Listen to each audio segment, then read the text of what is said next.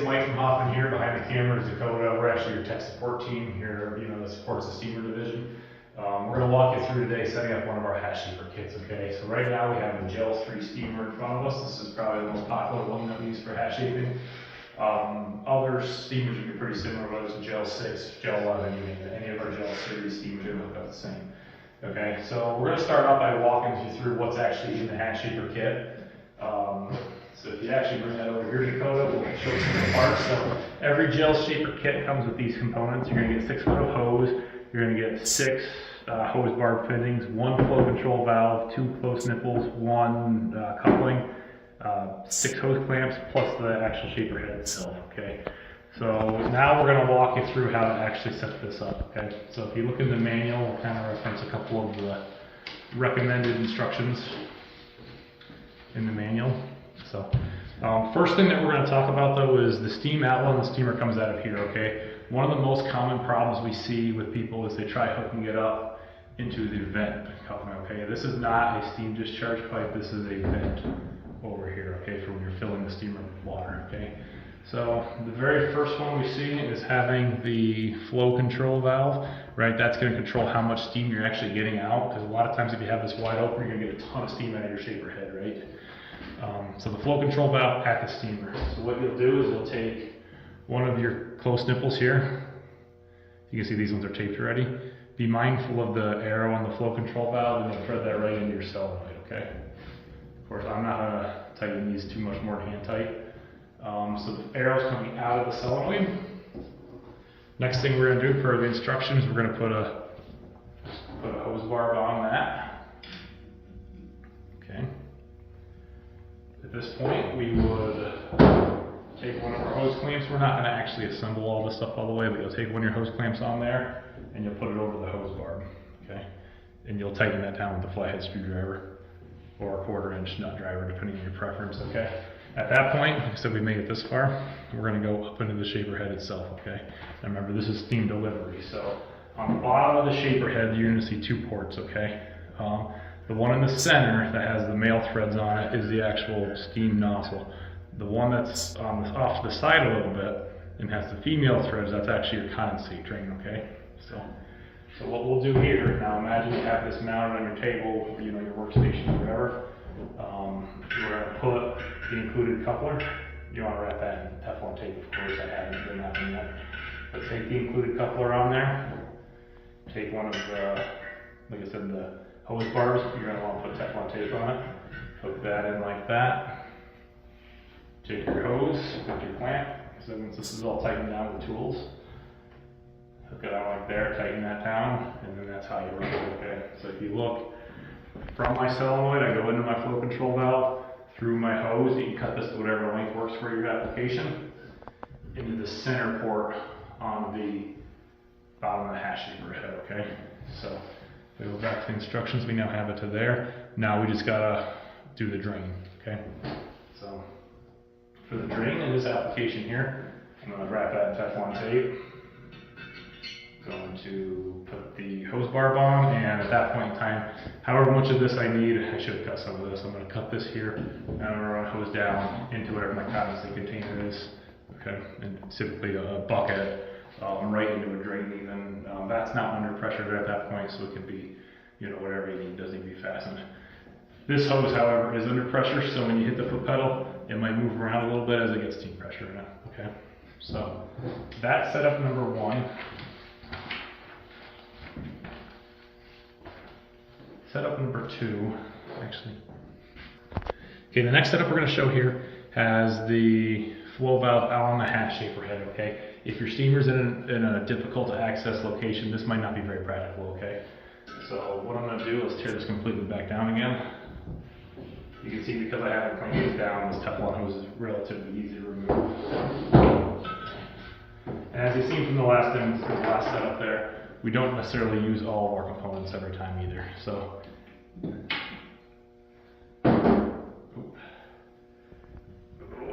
made that one a little tighter than I should have. Get that out of there. Like I said, actually, and this is one of our in-stock steamers. This could be yours if you want. So, okay. So As I mentioned before, we're going to use the manual as the guide. So the first thing we're going to do is we're going to run a pipe, or run a hose barb actually into our steam outlet. I think this is probably a little bit of confusion. It shows the hose barb near the drain in the picture, but it does say here with this note, hook the 1/4 inch closed nipple fitting directly to the outlet solenoid. Okay, so we're hooking up our closed barb there, our hose barb there. Now we're going to run our hose from here, whatever length we need. Like I said, we'll cut this, put a hose clamp over that. Like I said, if this was real there, of course, there'd be Teflon on the hose barb, and we could clamp down the hose clamp. Now, on our shaping head, we're going to put the flow valve on the shaping head. Okay, so what we're going to need is a pipe coupler. Like I said, it's shown in the picture here. We're going to put the flow valve in there. Like I said, arrow facing the direction of the steam. Oop, and we're going to put the hose barb. Okay, I don't know if you were doing this for real, of course, put Teflon tape on there. And that's going to go on the center of the hatch shaper, right, which is where the actual nozzle is. At that point, you said you tighten all that down with a wrench. You'd fit your hose on with there, tighten it down the clamp, and that is setup number 2 as far as the steam feed, right? You can see that's with the flow valve on the shaping head. And then last thing you can do is hook up the condensate drain. Okay, you're going to put a hose barb into the female coupler there and run whatever piece of hose you have left down into the bucket, okay, or your drain, or wherever you're draining your condensate to. We actually have this hose available for sale separate too, so if you need more than 6 feet, you can buy a hose directly. We don't recommend running more than 6 feet of hose to the shaping head itself, because you can get a lot of condensate in the hose, and when you step on the nozzle, you know, you're not going to get very good steam at first. So, okay. Option number 3, let's tear this down here. Option number 3 is actually has the flow valve in the very middle. Okay, this might work for if you have limited clearance here, you want the flow valve maybe mounted on your side of your station. You can make that work somehow. So we're going to disassemble all the parts.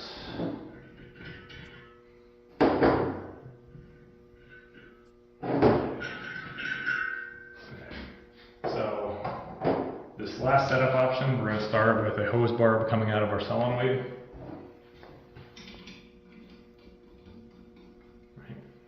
And then at this point, we're going to hook the hose directly up to that. Now in this case here, I will need to cut the hose, so you can use scissors typically to cut this Teflon hose, because I just want to make sure you cut it square. Anytime you cut this, we recommend, you can see how the ends kind of fray like that. We'd recommend wrapping it in electrical tape or some kind of vinyl tape to keep it from fraying.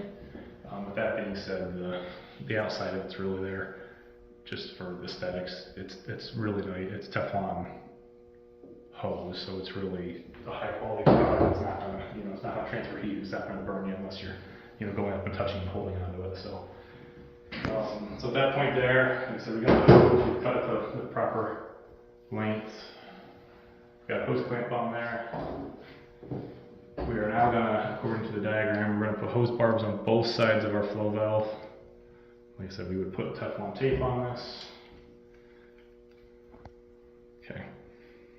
Now at this point, arrow is the direction of the steam flow, so the arrow is going to face away from the steamer. But miss a step there. Put my hose clamp on, hook it into my flow valve. Of course, I would tighten all these up if this was an actual installation. Now on my shaping head, I need to take the same coupler and hose barb, so put Teflon tape on both these fittings, tighten both down with a wrench. Now we're going to take our piece of hose, hook one side of the hatch shaper head, run the hose clamp over to it, tighten that down, hook the other side up to our flow valve, okay? And of course tighten that hose clamp down. This would be good for a setup like this, let's say. We have the boiler underneath the table, you might want to mount the flow valve there. And at that point, you can control the steam without having to go underneath the table. Really, this is something, it's an option, but we don't see it very practically used because for the most part, once you get this flow valve set how you like it, you pretty much just leave it there. So, of course, to finish off this setup, we put a hose bar in on the condensate drain, which, as I said before, the other two installations is the same. The female threads, you run that first down into your drain, you're down into your bucket. Okay.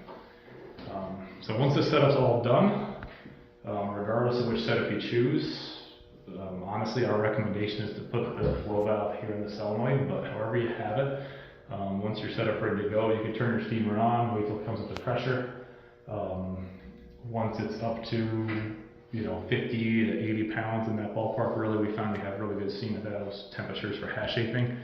At this point, your pedal will control your steam output, and like I said, you step on the pedal, you're getting the steam out of your shaping bed, and then you can use your flow valve to control the amount of steam. Okay. So the number 2 problem once you go to use this that we see with these hash shaping kits, which is an installation problem, is where people will mess this up. They will hook the steam feed from the boiler into the condensate drain on the hash shaper. Okay, what that's going to look like, because there's no nozzle in there on the condensate on the sides. Okay, so what you're going to get is you're going to get water's going to build up in the hash shaper, and it's not able to drain because it's trying to drain through the nozzle if it's hooked up backwards. So what will happen is you step on the pedal, it's going to burp water out of this. Okay, there's a baffle inside of these Hoffman hash shapers that prevents water droplets from getting out and ruining the hats potentially. Okay, so if you are getting water droplets at all, you go ahead and verify that you don't have these flipped. Okay, in this case here, the feed from the steamer should always be hooked into the center port, which, as I showed before,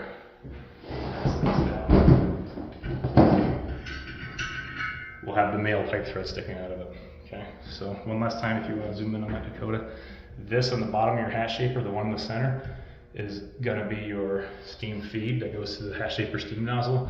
The one that's offset and off to the side with the female threads is going into the drain. Okay, so and there actually have it there. Those are the 3 most common setups we recommend for the Gel 3 with the hash shaper. Like I said, this should be included in your manual. If for some reason you lost your manual or if it gets damaged, it's available on our website. And as always, if you have any questions, we welcome you to call our tech support line, where probably Dakota or I will be able to walk you through it. So if you have any questions, like I said, we recommend you call. We'd rather explain to you a setup question or walk you through a problem in a few minutes over the phone than risk you wasting hours of your own time or potentially damaging the machine. So with that being said, thank you. And like I said, that's our hash shaping accessory installation video.